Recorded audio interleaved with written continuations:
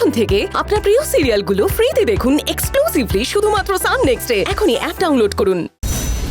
কোনোদিন তো তোমাকে আমি কোলে নিয়ে বলতে পারিনি যে তুমি আমার মেয়ে।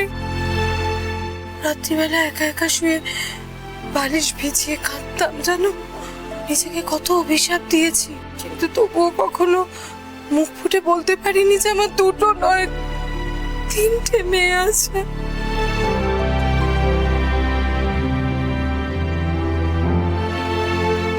কিন্তু দেখো মেঘলা, ঈশ্বর কেমন আছেন, তিনি কিন্তু আমাকে ঠিক আমার পাপের শাস্তি দিলেন।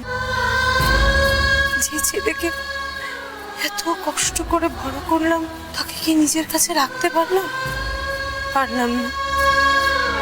আর ঈশ্বর এমন খেলা খেললেন, তুমি কি না ইভানকে তার নিজের জায়গায় পৌঁছে দিলে। কি বিচার সত্যি ঈশ্বরের। আমি তোমাকেও পেলাম না, ইভানকেও হারালাম।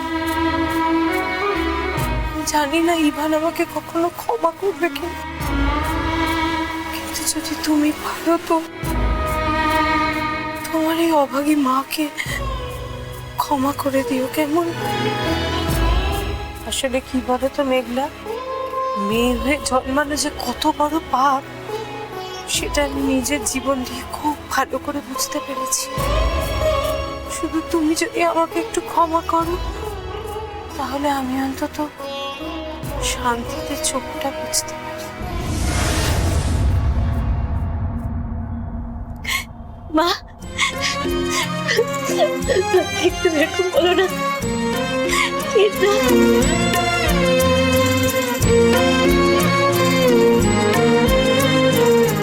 মা,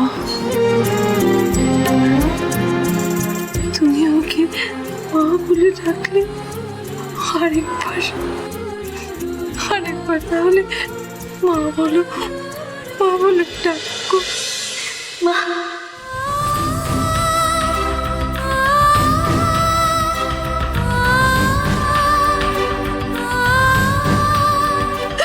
আমায় ক্ষমা করে দাও মেঘলা, ক্ষমা করে দাও।